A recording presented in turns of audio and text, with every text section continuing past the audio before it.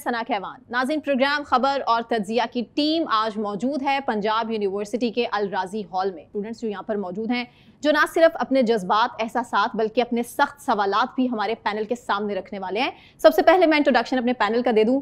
हमारे साथ मौजूद हैं सीनियर सहाफ़ी, सीनियर तज्जियाकार मुबशिर लुकमान साहब,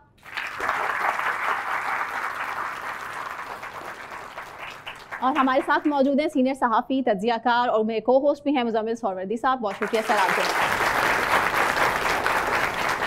नाज़रीन, सबसे पहले स्टार्ट करें हम अपने जो सवालात हैं, क्योंकि बहुत से स्टूडेंट्स यहाँ पर मौजूद हैं। मैं चाहती हूँ कि सबसे पहले आप सवाल करना चाहेंगे। जी, क्या नाम है आपका और कौन सी यूनिवर्सिटी से आप? तलहा कैसरानी मेरा नाम है और Punjab university school of communication study से मेरा ताल्लुक़ है।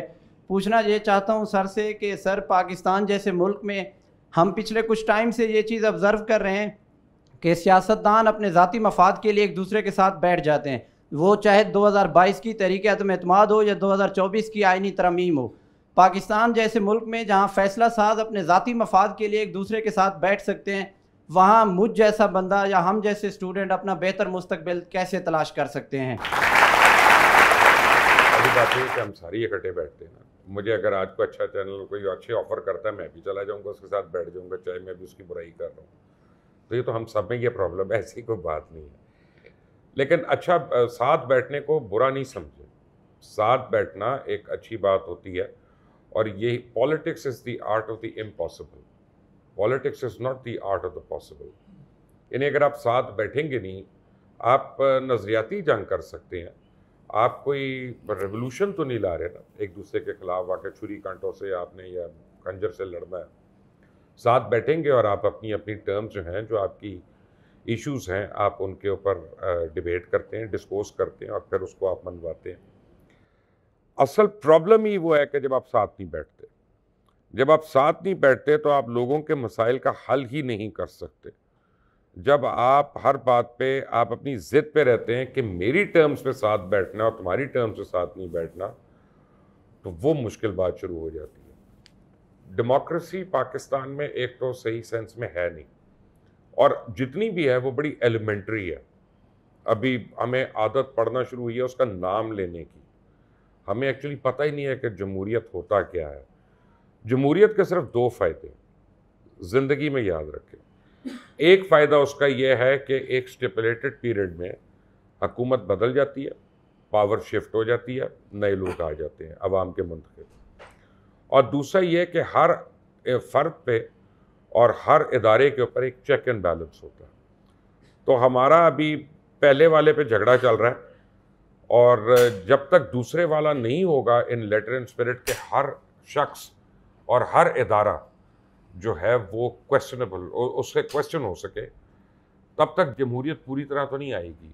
लेकिन आ रही है इंशाल्लाह। In the next 5 years 10 years आप लोग जब आएंगे तो ये बहुत बेहतर हो जाएगा, क्योंकि आप इसको सीख रहे हैं अभी से।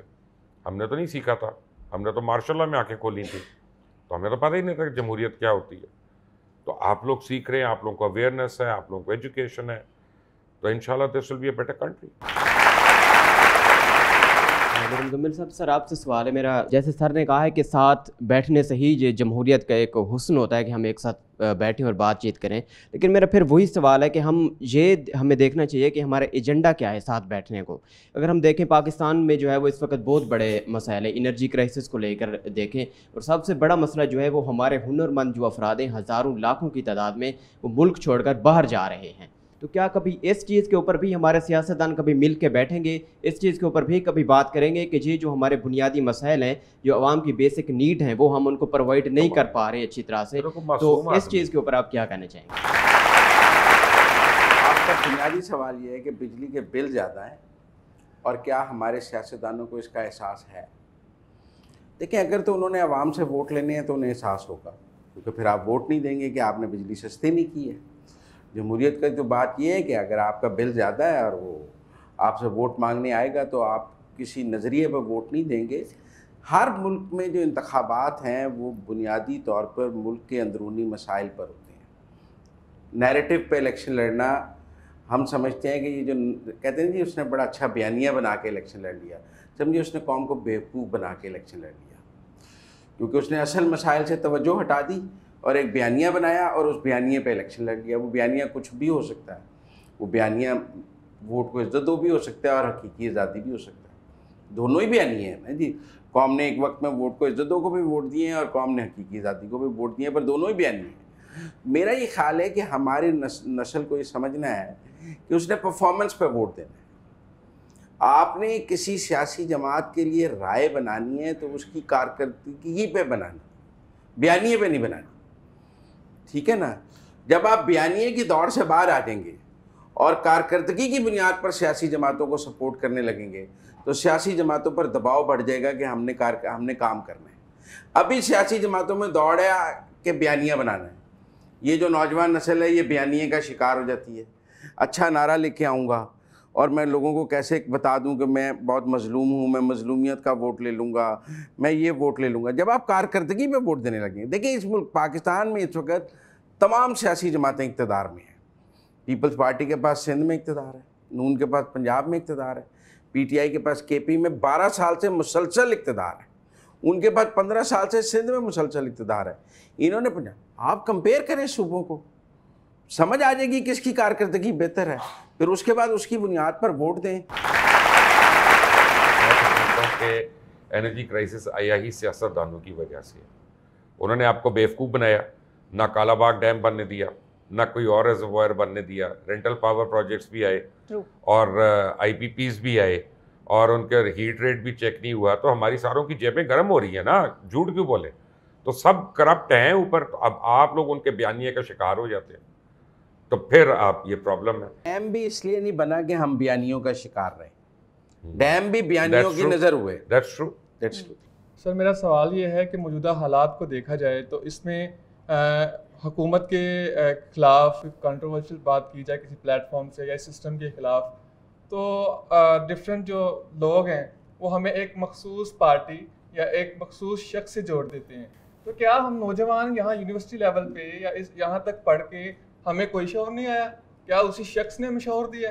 क्या हमें खुद नहीं आ सकता? वैसे दिया तो है, ये सवाल है। शऊर तो दिया है उसने। डिफरेंट थॉट की वजह से आपको कहता है कि जी आप तहरीक इंसाफ से आपका ताल्लुक है, तो वो ज्यादती है, गलत है। और तहरीक इंसाफ से भी अच्छे लोगों का ताल्लुक है, ऐसी बात तो नहीं है कि उसमें कोई डफर लोग तो नहीं है ना अपना, और बाकी सारी जगहों पे ब्राइट लोग नहीं है। तो हर पार्टी में अच्छे भी होते हैं, कम अच्छे भी होते हैं। मैं तो बुरे का लफ्ज़ नहीं इस्तेमाल करूंगा, लेकिन कम अच्छे भी होते हैं और अच्छे भी होते हैं। लेकिन बेसिकली अभी हम उस दौर से गुजर रहे हैं कि जहाँ पे हम खुद एजुकेट हो रहे हैं कि यार इस पोलराइजेशन से हम कैसे निकले बाहर। तो आप भी और हम भी इसमें सीख रहे हैं इस अमल में, तो इसको थोड़ा सा बर्दाश्त कर लें।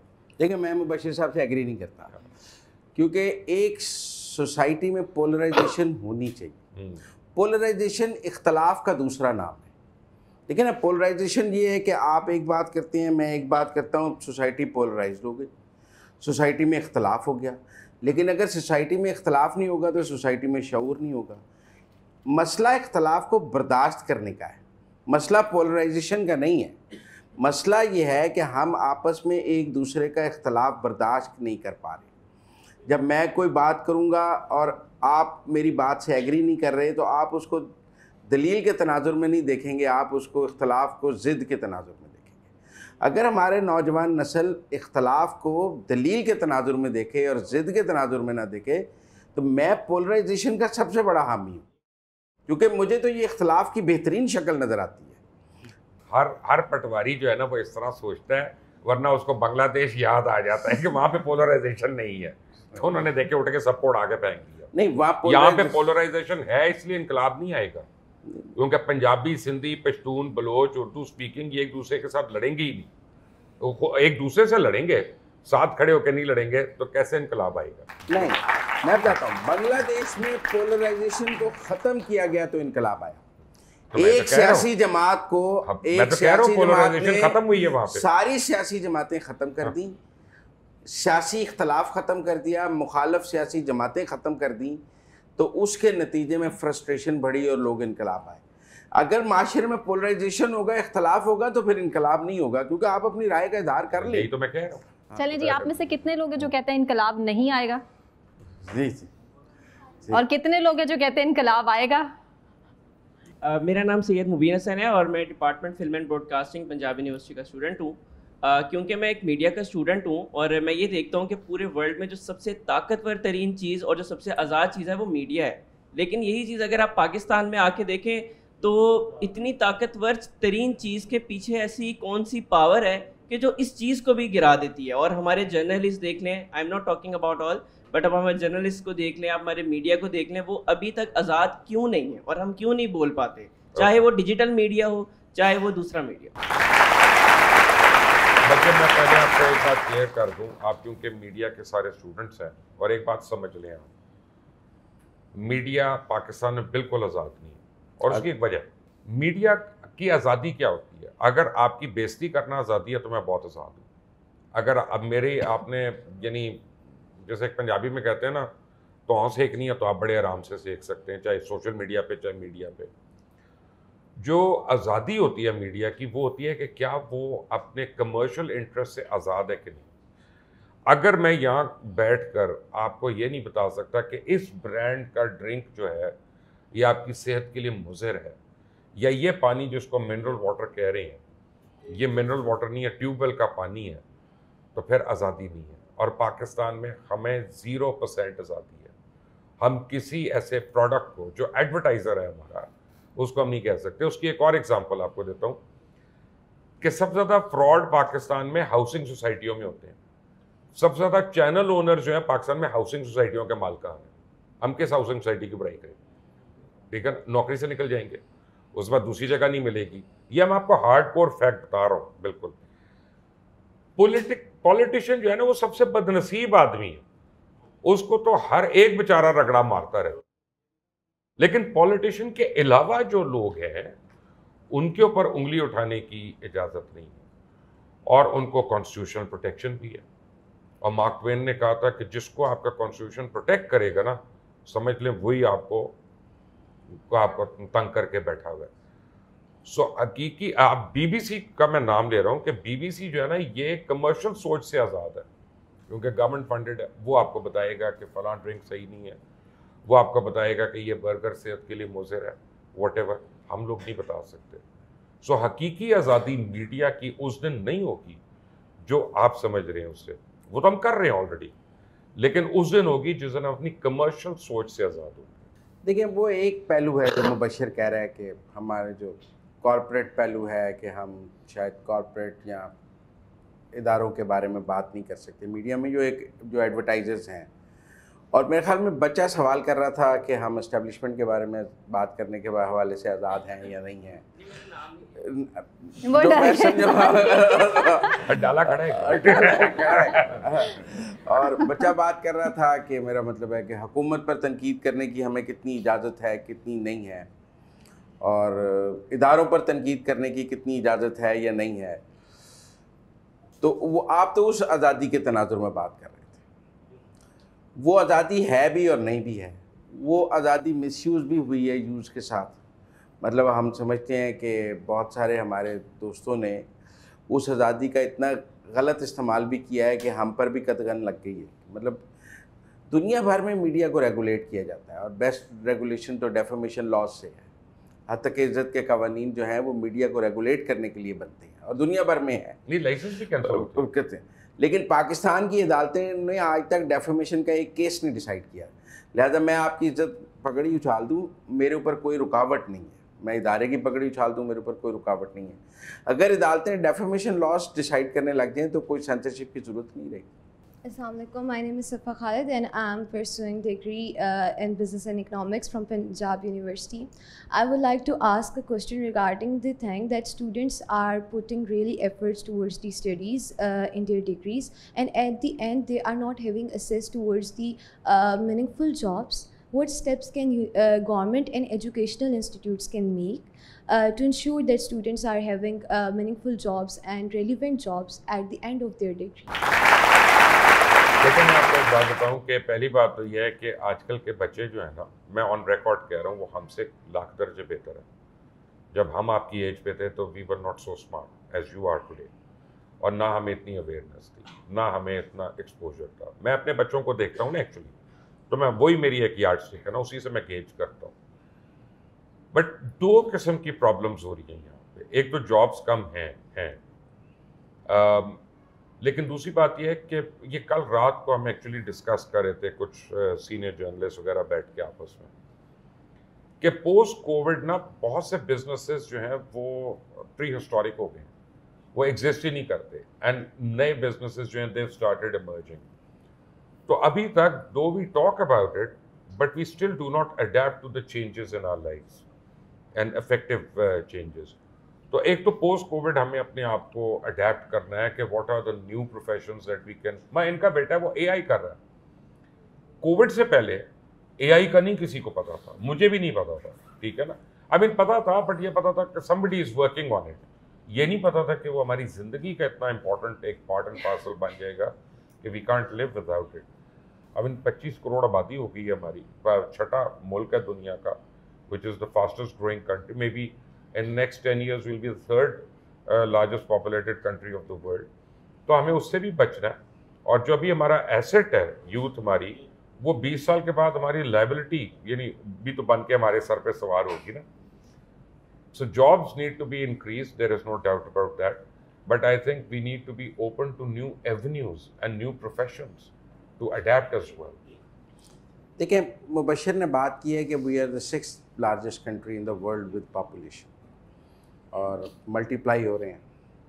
एक तो सब बच्चों को नौकरी नहीं दी जा सकती, ये रियासत में इतनी ताकत नहीं है कि सबको नौकरी दे सके।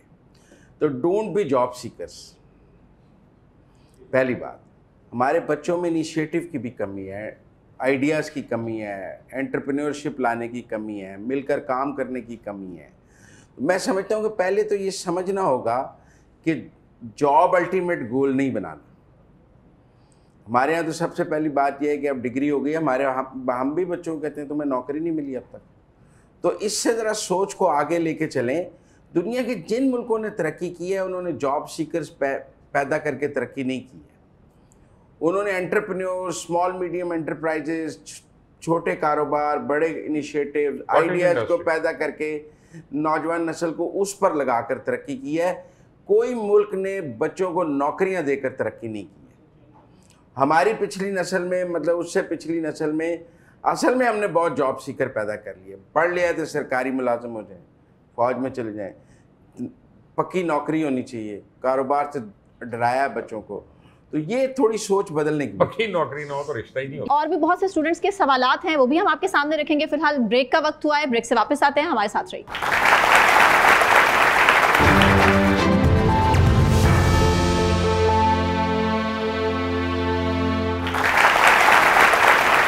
वेलकम बैक नाज़रीन, अगले सवाल की जानिब बढ़ते हैं। और भी स्टूडेंट्स हैं, क्या सवाल करेंगे जी? अस्सलाम वालेकुम, मेरा नाम रुबाब है और मैं गवर्नमेंट कॉलेज यूनिवर्सिटी के मीडिया स्टडीज़ डिपार्टमेंट से ताल्लुक़ रखती हूँ।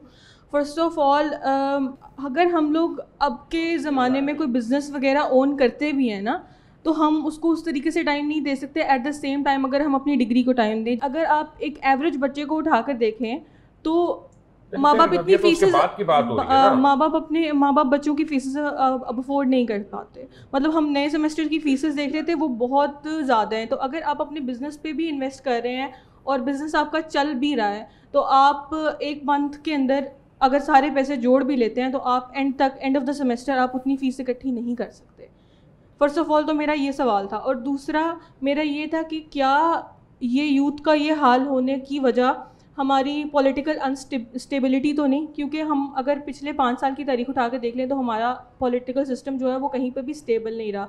लेकिन जहाँ तक आपने बात की है ना फीसिस की, दुनिया ने इस काम को स्टूडेंट लोन से हल किया है, आप समझें।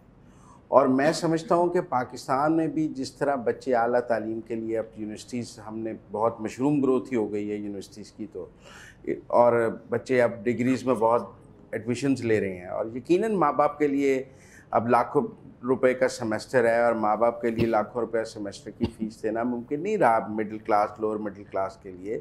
और ये सेमेस्टर की जो फ़ीस है ये मिडिल और लोअर मिडिल क्लास के लिए मुमकिन नहीं रही कि वो अपने बच्चों को इस तरह यूनिवर्सिटीज़ में डिग्री कराएं। आपको बहरहाल पाकिस्तान को स्टूडेंट लोन की तरफ जाना पड़ेगा। और हमें यूनिवर्सिटीज़ में ये ठीक है कि अभी गवर्नमेंट जो है वो स्कॉलरशिप देती है कि आपका A+ है तो ये है, लेकिन मैं समझता हूँ कि जिस बच्चे को भी यूनिवर्सिटी की किसी डिग्री में दाखिला मिल गया है, स्टूडेंट लोन उसका राइट होना चाहिए।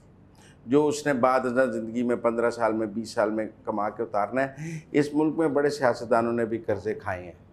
हमें स्टूडेंट लोन पर जेनरसली पैसे खर्चने चाहिए ताकि बच्चे का जब एडमिशन हो जाए तो उसे फ़ीस का प्रॉब्लम ना हो। और बाकी जो आपने बात की है कि पॉलिटिकल इंस्टेबिलिटी रही है, वो मुबशर लुकमान की वजह से रही है। ये पार्टियां बदलता रहता है। मैं आपको बताऊं, कभी एक पार्टी का सपोर्टर हो जाता है, फिर दूसरी पार्टी का सपोर्टर हो जाता है, उसी से अनस्टेबिलिटी आती है।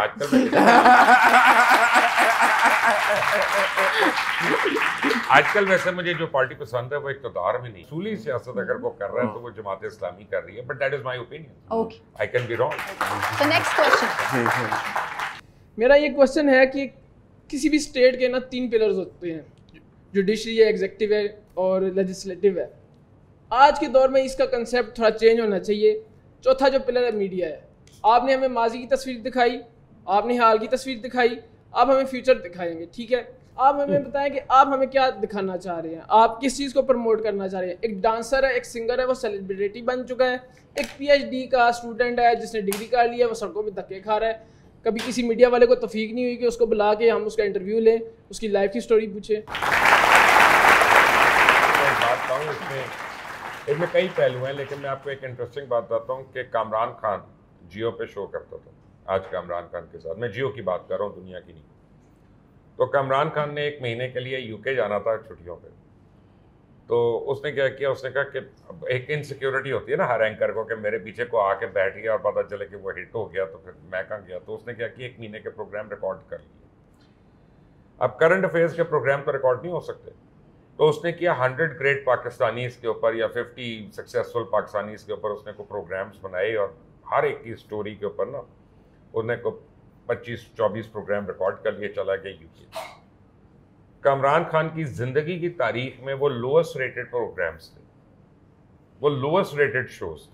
और आप जिस बात की बात कर रहे हैं, let's talk about society also, I am not going to apologetic. आप सारे जो है ना, पाकिस्तानी कौम अपने मिजाज में घटिया हो गई है माजरत के साथ।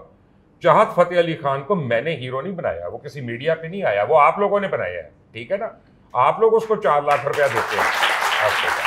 और हम जब कश्मीर के ऊपर भी प्रोग्राम करते हैं, कश्मीर के ऊपर करते हैं या आर्टिकल 370 के गायब होने पर प्रोग्राम करते हैं, उस प्रोग्राम की रेटिंग बाँ होती है, वो आप देखना ही नहीं चाहते, क्योंकि आपको शौक है वो ड्रामा देखने का जिसमें सास और बहू का फेयर एक ही आदमी से चल रहा होता है, ठीक है। वो इश्क जुनून या इश्क मजनून जो मर्जी कह लें उसको, but fact of the matter is we are a reflection of you, we can not exist in ourselves.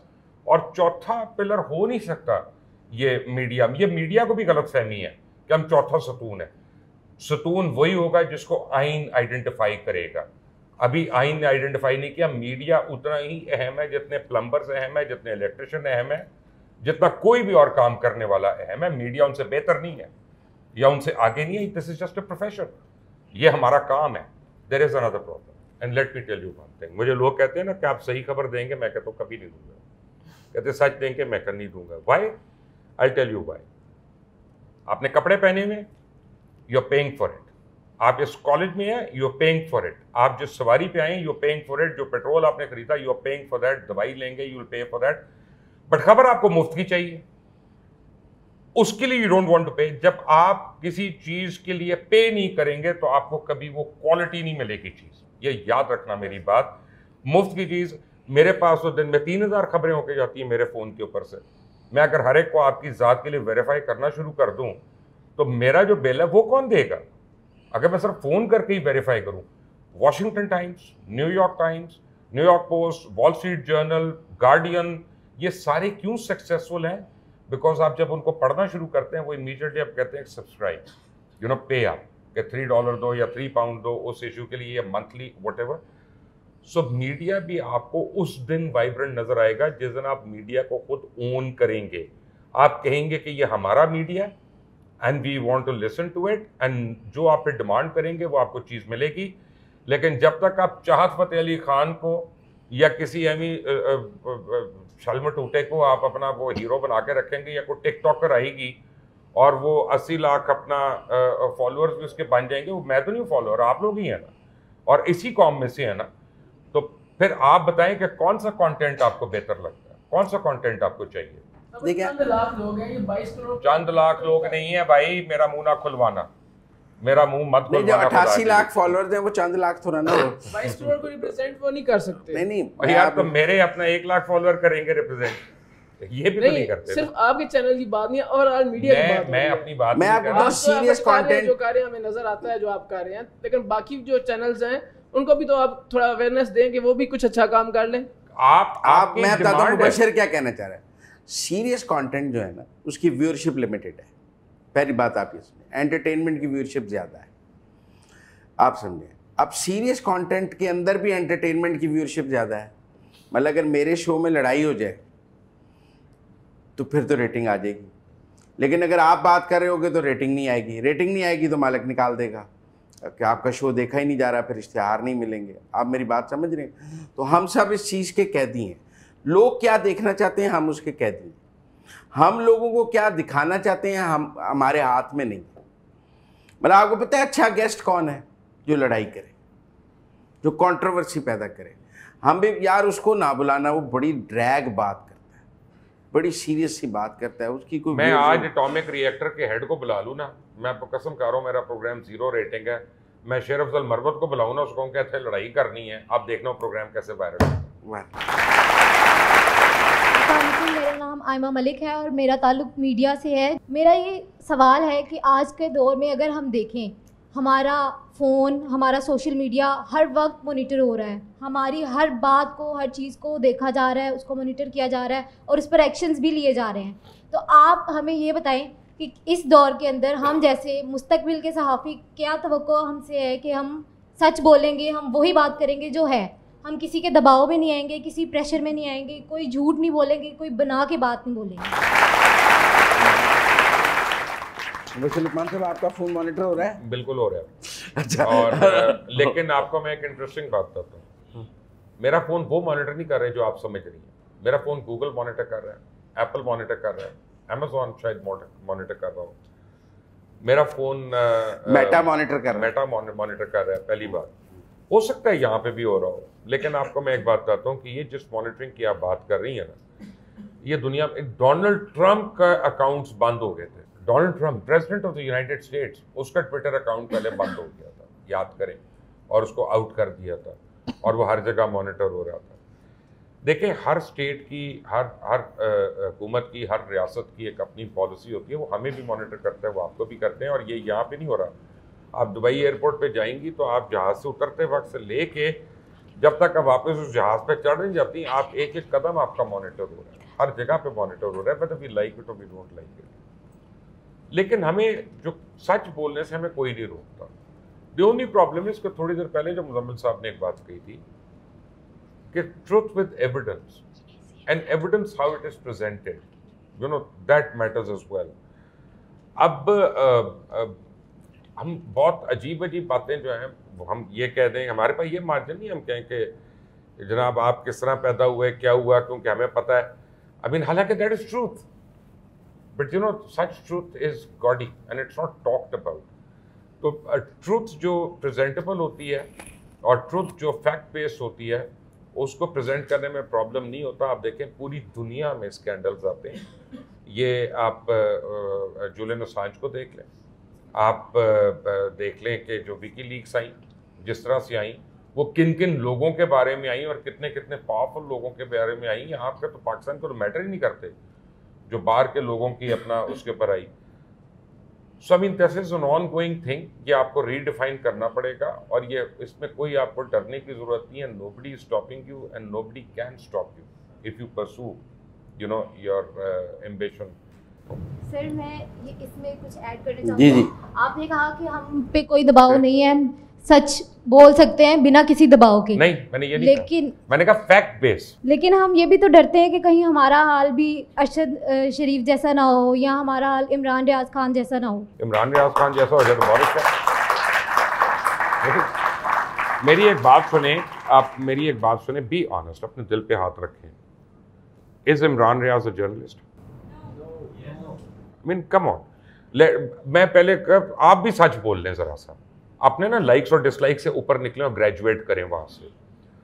और मैंने उसको, मेरी रिकमेंडेशन पे वो एंकर बना था, तो मेरा उससे ताल्लुक़ है, उसके बावजूद मैं ये बात कह रहा हूँ।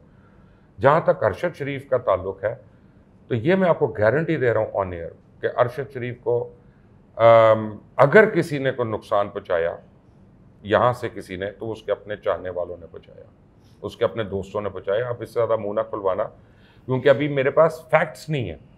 और दूसरी बात आपको मैं एक बात बताऊँ कि अगेन मैंने कहा कि आपको ऐसा सच बोलने की इजाज़त नहीं दी जा सकती जो रियासत की पॉलिसी के खिलाफ। अब मैं आपको एक एग्जांपल देता हूँ उसकी। एग्जांपल यह है कि अमेरिका में कितने चैनल्स हैं? हज़ारों, आई डोंट इवन नो कितने हज़ार, ठीक है ना। और कब से हैं? 40 से 50 से कब से टेलीविज़न है वहाँ पे? आज तक अमेरिका के किसी चैनल पे एंटी ज़ायनिस्ट प्रोग्राम मुझे एक दिखा दे, एंटी जूइश एक प्रोग्राम दिखा दे, किसी रेडियो चैनल पे, किसी अखबार में कोई चीज़, यू नो, वो स्टेट की पॉलिसी है, whether we like it or we don't like it। दो मुल्क ऐसे हैं जहां पे सबसे ज़्यादा प्रेस फ्रीडम है दुनिया में, ये मैं आपको बता रहा हूँ। एक पाकिस्तान है, दूसरा फिलीपींस है। पाकिस्तान जितनी आज़ादी आपको कहीं नहीं मिलेगी, ये भी फैक्ट है। अब देखें, आपने सवाल किया तो आपने दो नाम लिए, लेकिन आपने मतीउल्लाह जान का नाम नहीं लिया, आपने असद तूर का नाम नहीं लिया, आपने अफसार आलम का नाम नहीं लिया, उसको भी गोलियां लगी। आपने हामिद मीर का नाम नहीं लिया, वो भी 2.5 साल ऑफ एयर रहा, गोलियां लगी। This is narrative building. आपको दो नाम याद है, हालांकि इसी एरा में, इन्हीं 4-5 सालों में और सहाफ़ियों ने उससे ज़्यादा दी हैं कुर्बानियाँ, लेकिन आप वो नाम नहीं लेंगे। This is narrative building, this is जिसे हम कहते हैं ज़हन साजी, ठीक है ना। क्योंकि गोलियां तो अफसार आलम को भी लगी, गोल मारा तो उठाया तो मतीउल्लाह जान को भी गया, मारा तो असद तूर को भी गया, और फिर तो हामिद मीर भी हुआ, और भी बेतहाशा जर्नलिस्ट हैं जो ऑफेयर्स हुए, जिनकी नौकरियां गई, जिनकी जिंदगियां ख़त्म हो गई, लेकिन उनके नाम आप नहीं लेंगे। इसको मैं नैरेटिव बिल्डिंग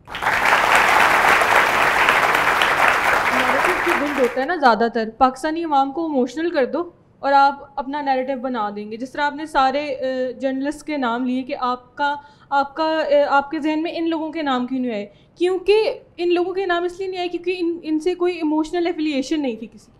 जब लोगों को इमोशनल करते हैं तो फिर उनका नैरेटिव जब आपने अगर किसी जर्नलिस्ट से इमोशनल होना है तो फिर उससे जर्नलिज्म तो ना एक्सपेक्ट करें। बिल्कुल, फिर आप कुछ और एक्सपेक्ट करें, उससे क्या घर की भिंडियां लाया करे ना। I mean, be honest and be fair as well. If you are not fair in your assessment, don't expect the society to be fair with you when you come out into it. अस्सलाम वालेकुम, मेरा नाम इमरान यूनुस है और मैं Punjab university का student और media research पढ़ रहा हूँ। तो मेरा यही सवाल है कि सारे मीडिया के रिलेटेड ही बात कर रहे हैं, लेकिन जो अभी रिसेंटली जो पॉपुलेशंस के ऊपर सर्वे हुआ, लाखों रुपए करोड़ों रुपए खर्च किए गए, कि पता चला कि 20% या 15 साल से लेकर 25 साल की उम्र तक लोग हैं, मतलब ज़्यादा से ज़्यादा, लेकिन हमारी एजुकेशन का जो मेयार है वो उसे पूरा नहीं कर पाता। क्योंकि 10 साल की हम एजुकेशन करने के बाद फिर 2 साल की करते हैं, फिर 2 साल की करने के बाद फिर 4 साल की बात करते हैं। जो हमारा टाइम था, जो उसे सीखना था, वो टाइम उसने गुजार दिया। जब वो मार्केट में जाता है तो वो डिस्प्रेस ही होगा ना। इसके ऊपर आप क्या कहना चाहते हैं? पाकिस्तान में सबसे बड़ा फ्रॉड जो है ना, वो एजुकेशन के नाम पे हो रहा है, सबसे बड़ा। मैट्रिक में आप लेते हैं बायोलॉजी वगैरह, क्योंकि डॉक्टर बनना होता है, माँ ने सोचा होता है। FA आके आप लेते हैं इकोनॉमिक्स, स्टैट, मैथ। इकोनॉमिक्स आपको ड्राई लगती है। BA करते हैं पॉलिटिकल साइंस में, BA में पता चलता है आपने सिविक्स पढ़ी नहीं, पॉलिटिकल साइंस हार्ड हो गई है, MA लिटरेचर में आगे कर लेते हैं। और क्या कंट्रीब्यूट करेंगे आप लाइफ में? पहली बात आप अपने ऊपर भी देख लें। दूसरी बात, हमारा जो निसाब है ना हर चीज़ का, एक चीज़ की नहीं मैं बात कर रहा, उस पर इनहेरेंट एक प्रॉब्लम है। मैं जो बातें करता हूँ वो बड़ी अनपॉपुलर बातें होती हैं कई दफ़ा, तो उसको ज़रा घूट कर पी लेना। हमारा पूरा एजुकेशन निज़ाम झूठ पे बेस्ड है।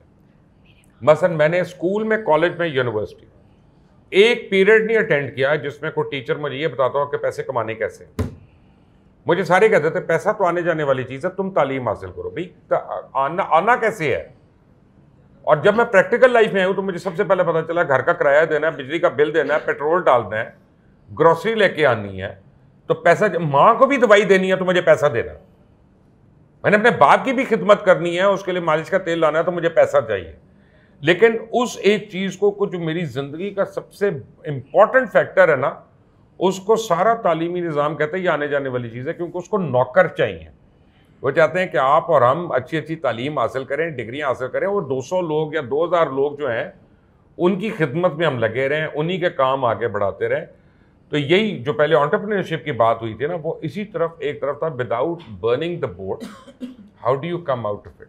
बेसिकली हमारा तालीमी निज़ाम में बहुत फ्लॉज है, लेकिन हमारे स्टूडेंट भी जो है ना वो भी फ्लॉड है, वो एक से उधर एक से उधर एक से उधर उधर निकल के जा रहा होता है। दैट इज ऑल्सो नॉट, अगर मैं सारों का इस वक्त पूछ लूँ ना एजुकेशन पाथ, तो हर एक में आपको जिगजैग नजर आ जाएगी इसी हॉल के अंदर। So that also goes. अच्छा, उसकी एक वजह यह है कि चाहे पंजाब यूनिवर्सिटी हो, चाहे गवर्नमेंट कॉलेज हो, चाहे HSN हो, जो मर्जी हो, हमारे मुल्क में अच्छे काउंसलर्स ही नहीं है। जो स्टूडेंट काउंसलर्स होते हैं ना, वो गाइड ही नहीं कर सकते। अच्छा, इसमें ऐसा भी है कि हमारे पास यूथ बहुत है, लेकिन ये अनस्किल्ड यूथ है। हम काम नहीं सीखना चाहते, हम कोई ऐसी पढ़ाई करना भी नहीं चाहते जिससे कोई जॉब की अर्निंग की सिक्योरिटी हो। डिग्री मतलब अब मैस कॉम में हर जगह बच्चे दाखिल हो रहे हैं, किसी ने स्टडी की आगे, इतनी जॉब्स हैं, इतनी एंटरप्रेन्योरशिप मैस कॉम में मौजूद है, कितना बड़ी हमारी मैस कॉम की या मीडिया इंडस्ट्री है, या हम बच्चों को इकोनॉमिक्स पढ़ाई जा रहे हैं, कितनी उसमें आगे जगह है। इवन के मतलब मुख्तलिफ फील्ड्स में आगे कितनी सैचुरेशन है और पीछे कितनी हम लोगों को डिग्रियां दी जा रहे हैं। और उसके नतीजे में मेरे ख्याल में कहीं ना कहीं इसमें रियासत को डाइवर्जन लगानी पड़ेगी कि हमें जो चीज़ आगे मुल्क के लिए चाहिए वही पढ़ाई जाए। ये नहीं है कि आप डिग्री करते जाएं और आगे कुछ ना हो। हमारे पास सब्जेक्ट्स ही नहीं है यार। बाहर के कॉलेजेस में मैं देखता हूँ 5000 सब्जेक्ट चॉइस है। और इसी सख्त सवाल के जवाब के साथ ब्रेक लेते हैं नाजरीन, फिर वापस आएंगे आपकी सबकी भरपूर तालियों के साथ।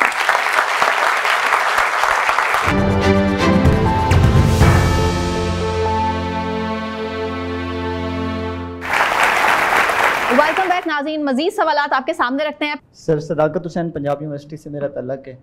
पाकिस्तानी हिस्ट्री में ये देखा गया है कि हमेशा इस्टेब्लिशमेंट ने जो कि है अदलिया का सहारा लेके सियासी जमातों को घर भेजा है। पहली मरतबा पाकिस्तानी हिस्ट्री में ये हुआ कि सियासी जमातों का सहारा लेके उन्होंने अदलिया को घर भेजा है। तो नेक्स्ट जो है इस्टेब्लिशमेंट किसका सहारा लेके किसको घर भेजेगी, इस बारे में थोड़ी सी रहनुमाई कर दे। और दूसरा मेरा सवाल ये है कि ब्रेकर में ये बता दें कि दुनिया इस वक्त 6G टेक्नोलॉजी पे पहुंच गई है और पाकिस्तान में इन्होंने फायरवॉल इंस्टॉल किया है और 2-3 दिन पहले उसका वर्जन भी अपडेट कर दिया है, जिसमें फेसबुक इंस्टा को अलग अलग मॉनिटर किया जाएगा। और गली में हम चल रहे हैं तो 4G होता है, जब घर जाएँ तो 2G नेटवर्क हो जाता है। तो इस बारे में आपका क्या मौक़िफ़ है? सवाल के 2 हिस्से हैं। पहला तो आपने ये कहा एक ही है, वैसे नहीं आपस की बात है, एक ही तरफ इशारा किया उन्होंने। अदलिया को घर भेजा पार्लिमान ने और इस्टेब्लिशमेंट ने मिलके, और पहले अदलिया जो है इस्टेब्लिशमेंट से मिलके पार्लिमान को घर भेज देती थी या वज़ीर आज़म को घर भेज देती थी। तो इस बार ज़रा इक्वेशन आपके ख्याल में बदल गई है, इस्टेब्लिशमेंट और पार्लिमान का इत्तेहाद हो गया है। पहले इस्टेब्लिशमेंट और अदलिया का इत्तेहाद होता था पार्लिमान के खिलाफ। पहली बात तो यह है कि इस्टेब्लिशमेंट पार्लिमान की तरफ आई है, ये अच्छी बात है या बुरी बात है? बेहतर हुआ। आपके ख्याल में बेहतर हुआ है? मेरे ख्याल में पार्लिमान जितनी भी स्ट्रेंथन हो वो बेहतर है। आज अगर ये पार्लिमान ने अदलिया के मुँह जोर घोड़े को आइन के ताबे किया है और उसके लिए आइन साजी किया है, तो कल दूसरी इस्टेब्लिशमेंट के लिए भी करेगी, क्योंकि अख्तियार पार्लिमान के पास ही होना चाहिए। अगर आज एक रवायत शुरू हुई है कि हमने एक जुडिशल इस्टेब्लिशमेंट को आइन के ताबे करने के लिए आइन साजी की है, तो कल दूसरी इस्टेब्लिशमेंट के लिए भी आइन साजी करेंगे। तो रवायत चलने तो दे ना ज़रा पार्लिमान को, रास्ता तो पता लगने दे कि रास्ता पार्लिमानी है। अगर ये तय हो जाएगा कि तमाम मुँह और घोड़ों को नकेल डालने का रास्ता पार्लिमान है, तो फिर चीज़ें ठीक हो जाएंगी। ये नहीं हो सकता कि एक को नकेल डली है तो दूसरे को नहीं डलेगी, दूसरे को भी डलेगी, वक्त आने दें, क्योंकि पार्लिमान को ताकत जितनी मिलती जाएगी वो सबको ठीक करेगी। बेस्ट जगह पार्लिमान ही है। माजरत के साथ उनको अदलिया का हिस्सा नहीं समझता कि जो आइन से इनहराफ करके फैसले लेते हैं। मैं समझता हूँ वो जजेस नहीं है, वो बाइस्ड है। और जज होने के लिए जज बहुत बड़ा रुतबा होता है, और आप अल्लाह को भी यानी उसका जवाबदेह होंगे कि आपके कलम से, आपके फ़ैसले से क्या क्या हुआ। और जब आप आइन को अपनी मर्जी से रीराइट करते हैं तो आप गुनाह कबीरा कर रहे हैं। इन्हीं के सवाल का दूसरा हिस्सा भी, जो सोशल मीडिया इस टाइम फायरवॉल लगाकर, देखिए सोशल मीडिया का एक अच्छा पहलू भी है और उसको समझ लें। नहीं, आप फायरवॉल के हक में हैं। अच्छा माइक मैं बिल्कुल फायरवॉल आप के हक अपने में। आगे करें। कितने बच्चे फायरवॉल के हक में हैं? कोई भी नहीं। कितने फायरवॉल के खिलाफ हैं? लो जी, सर्वे हो। माजरत के साथ मुजम्मिल सुहरवर्दी साहब चीज़ें ले रही हैं और मैं चुप करके सुन रहा हूँ। नहीं, मैं बच्चों की बात आप तक पहुँचा रहा हूँ। और उसकी एक वजह ये है, मेरी एक आदत है, मैं ट्विटर पे रोज़ सुबह को सबसे पहले सलाम करता हूँ, क्या अस्सलाम वालेकुम, और मैं ट्विटर पे करता हूँ। आप अभी सारे एक्स ऑन करें अपने फ़ोन पे और मेरी टाइमलाइन पे देखें जाके कि उसके नीचे गालियां कितनी। वो कहते हैं एक्स बंद है, क्या करें ना यार, एक मिनट, एक्स बंद है, एक मिनट ठहर जाए। आपका चल रहा है, उनका नहीं चल रहा। अरे के पास VPN है यार, फिक्र ना करें। आप देखें कि कितनी गालियां होती है नीचे। मैं सलाम कर रहा हूँ और उसके जवाब में अब मेरा को राइट नहीं है उसको काउंटर करने का। मेरा को राइट नहीं है कि अगर कोई मुझे माँ बहन की गाली दे रहा है वहां पे नीचे सलाम करने के ऊपर, कि तुमने ये क्यों बोला, उसका क्या इलाज है? चले मुझे बताएं। मैं फायर मार दूं सारों को जाके? मैं फायर मारूं हर एक के घर जाके? कईयों का तो पता भी चल जाता है। फायर नहीं मार सकते तो फायर वॉल लगा दो। एक मिनट, मैं कुछ और कह रहा हूं। There has to be a check and balance, and what you call as freedom of speech, the moment it negates my freedom, then it is not freedom of speech, then you are intruding in my freedom. जो youth का असल problem है ना, जो frustration होती है ना, वो ये कि हम बचपन से ये देख रहे, तीन चीज़ें, पाकिस्तान की मईशत, पाकिस्तान की बैटिंग लाइनअप, और पाकिस्तान के पॉलिटिशियन, ये कभी ठीक नहीं होते। ये हम बचपन से सुन रहे हैं। कितने साल हुए पाकिस्तान को बने हुए? 73, 74, यही है ना। अब गो बैक, जब अमेरिका आज़ाद हुआ है और अमेरिका बना है, 74 साल बाद अमेरिका में, 74 साल बाद के अमेरिका में औरत वोट नहीं डाल सकती थी, काले रंग का आदमी वोट नहीं डाल सकता था, ठीक है, वो रेस्टोरेंट में नहीं जा सकता था, पब्लिक रेस्टोरेंट में। आप 74 साल के बाद यहाँ तक पहुँच गए हैं, जो आपने तरक्की की है उसकी बड़ी हैवी प्राइस भी पे की है, लेकिन आप पहुँच गए यहाँ तक। आप एक न्यूक्लियर कंट्री भी हैं, आप एक थर्ड वर्ल्ड कंट्री हैं with the infrastructure of a second world. आपको इंटरनेट 4G मिनिमम चाहिए, 5G आपकी डिमांड है इसलिए कि आपको 4G मिल रहा था, इसलिए बिकॉज यू एक्सपेक्ट दैट। ये थर्ड वर्ल्ड कंट्री की एक्सपेक्टेशन है, ये पाकिस्तान के सिटीजन की एक्सपेक्टेशन है, थर्ड वर्ल्ड में तो नहीं है ऐसे। सो आपके हर तरफ जो है, आपका जो इंफ्रास्ट्रक्चर है, आपका जो सिविल स्ट्रक्चर है, आपका जो इंफ्रास्ट्रक्चर है, वो सेकंड वर्ल्ड से कंपीट कर रहा है। अगर आप ह्यूमन लाइफ से, जब हमारे फ्रस्ट्रेशन वो इसलिए होती है कि जब आप ह्यूमन लाइफ से कौम की या मुल्क की लाइफ को इक्वेट करते हैं, तो 70 साल बाद जितने ममालिक बने थे उनसे ज़रा अपने आप को कंपेयर कर लें। सर मेरा नाम अब्बास है। सर मेरा सवाल ये है कि ये जो अनयूजुअल सिचुएशन हमारे पाकिस्तान में हो रही है, इन सब में मीडिया जो है कब तक पॉलिटिशियंस की तशहीर करता रहेगा और उनके मुखालिफिन, मैं बड़ा तंग हूँ इससे, उनके मुखालिफिन के लिए मतलब ऐसा जरिया बनेगा कि उनकी तहकीर हो सके और तजलील हो सके? सही कह रहे हैं। मेनली मेरा सिंपली यही क्वेश्चन है कि सर कि हमारा मीडिया कब तक सिर्फ पॉलिटिकल बीट के पीछे लगे रहेगा? आप जो देखना चाहते हैं हम वो दिखाते हैं। देखिए, एक रेटिंग्स का निज़ाम है कि मेरा शो कितना देखा गया। मैं आज शो करूंगा, कल मुझे पता लग जाएगा पाकिस्तान में कितने लोगों ने मेरा शो देखा। जब उन्होंने अभी कहा मुबशर ने कि अगर वो एटॉमिक रिएक्टर के चेयरमैन को बुलाएंगे तो शायद आप वो प्रोग्राम नहीं देखेंगे, लेकिन अगर मैं कोई ऐसा गेस्ट बुलाऊं जो लड़ता है, शेख रशीद को बुला लूँ, शेर अफजल मरवत बुला लूँ, ख्वाजा आसिफ बुला लूँ, इवन मीरा को बुला लूँ, तो आप वो बहुत देखा जाएगा। आप मेरी बात समझे। तो ये जो आई बॉल्स है ना, कि कितने आई बॉल्स आपके प्रोग्राम को देखते हैं, हमें तो लोगों का मिजाज उससे पता लगता है। आप लड़ाई देखते हैं, आपको लड़ाई पसंद है, हम लड़ाई दिखाने पे मजबूर हैं। आपको एक दूसरे को गालम गलोच बुरा भला कहना पसंद है, ठीक है, वो बुरा भला दिखाने पे मजबूर हैं हमारे चैनल्स। आप कंस्ट्रक्टिव बात की रेटिंग नहीं है, कंस्ट्रक्टिव बात नहीं होती है, आप बात समझ रहे हैं। और फ़ौज के ख़िलाफ़ बात करने की बहुत रेटिंग है, लेकिन फ़ौज बात करने नहीं देती है। मैं आपको एक एग्जांपल देता हूँ, बड़ी इंपॉर्टेंट एग्जांपल। इसको प्लीज़ गलत ना समझना, मैं एक आपको एजुकेशन के तौर पे आपको ये एग्जांपल दे रहा हूँ। एक केस हुआ अभी पंजाब कॉलेज में, या नहीं हुआ, आइदर पूरे मीडिया ने वो रिपोर्ट नहीं किया, और वो जो पंजाब कॉलेज के ऊपर सारे लोग जो हैं वो मीडिया टाइकून्स हैं, यू नो। अब वो केस गलत है, वो एक्यूजेशन गलत है, लेकिन क्योंकि लोग समझते थे कि वो सही है, तो उन्होंने उसको सोशल मीडिया पे इतना वायरल कर दिया कि वो एक इंटरनेशनल इशू बन गया। सो पाकिस्तान के सारे चैनल जो हैं और सारे अखबार, सारे एंकर, सारे तज्जियाकार वो फेल हो गए, and power of WhatsApp one. हम नहीं समझा सके आपको नहीं बता क्या सके, नहीं हुआ, हम आपको ये यकीन ही नहीं दिला सके कि वो नहीं हुआ, हालांकि वो नहीं हुआ, वो फिक्टिशियस है, ठीक है, लेकिन आपको नहीं यकीन। इसी सेशन को हम यहाँ पर वाइंड अप करेंगे, लेकिन अभी भी सवाल जवाब का सिलसिला खत्म नहीं हुआ। कल इसी टाइम पर आप फिर से देख सकेंगे, मजीद स्टूडेंट्स के सवाल हम सामने रखेंगे, नए पैनलिस्ट भी होंगे। फिलहाल मुझे सना कहवान को अल राजी हॉल से इजाजत दीजिए, अपना ख्याल रखिए, अल्लाह हाफिज़।